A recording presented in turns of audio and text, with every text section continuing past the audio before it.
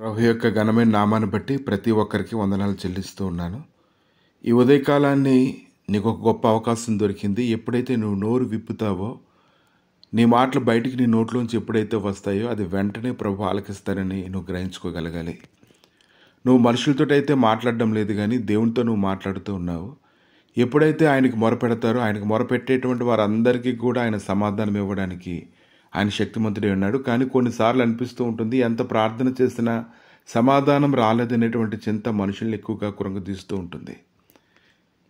ఫిలిప్పీలకు రాసినటువంటి పత్రిక 4వ అధ్యాయం 6వ వచనంలో, ప్రతి విషయంలోనూ ప్రార్థన విజ్ఞాపనల చేత కృతజ్ఞతాపూర్వకంగా మీ విన్నపములు దేవునికి తెలియజేయండి. ఎప్పుడైతే మనం దేవునికి తెలియజేస్తూ ఉంటామో, నీ నోట్లోంచి ఆ యొక్క మాటలు ఉచ్చరించడం నువ్వు ఎప్పుడైతే మొదలు పెడుతూ ఉంటావో, వెంటనే పరమందున్నటువంటి దేవునికి అవి సరాసరి చేర్చబడతాయని నువ్వు తెలుసుకోగలగాలి. కాబట్టి నువ్వు దేని గురించి చింతపడిన అవసరం లేదు, కానీ ప్రతి విషయంలో ప్రార్థన విజ్ఞాపనల చేత కృతజ్ఞతాపూర్వకంగా నువ్వు మాట్లాడడం దేవునికి అంత ఇష్టమై ఉంది. ఎందుకంటే నువ్వు దేవునితో మాట్లాడడం అనేది ఎలాగుందంటే, ఆయనతో చేసేటువంటి ఒక గొప్ప స్నేహంగా ఉంటుంది.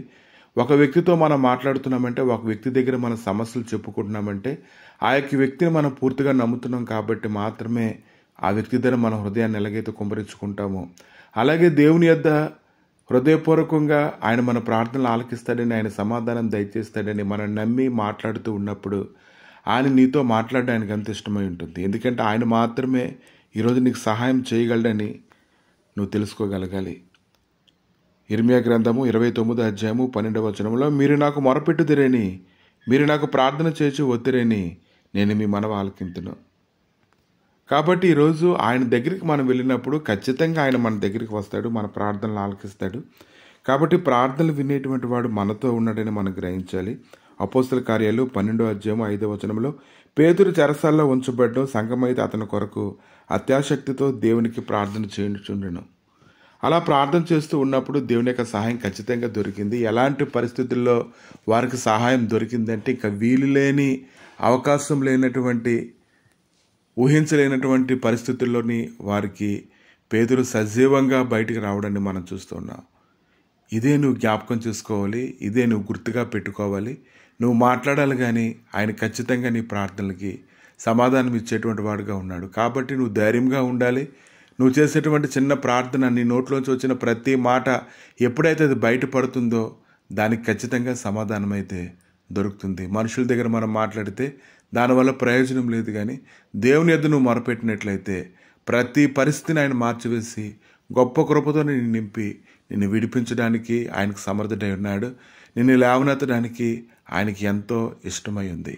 ప్రభా, మీ దయగలిగిన హస్తాలకు తండ్రి సమయంలో అప్పగించుకుంటుండగా ప్రతి ప్రార్థన వినేవాడు నాయన, తృణీకరించేవాడు కాదు తండ్రి, బలపరచువాడు నాయన.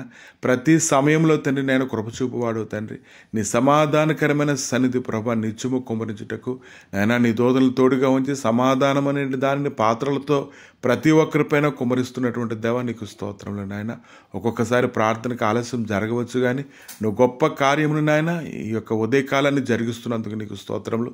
ఈరోజు ఎవరెవరైతే దేని విషయాలైతే మొరపెడుతూ ఉన్నారో ప్రభా, వాటన్నిటికీ సమాధానం దయచేసి తండ్రి, రోమా 16:20 వచనాల రీతిగా సమాధానకర్తయకు దేవా, సాతాన్ని మా పాదముల కింద నలిపివేస్తున్నందుకే మీకు వందనాలు చెల్లిస్తూ యేసుక్రీస్తు నామములో అడిగి వేడుకుంటున్నాము తండ్రి.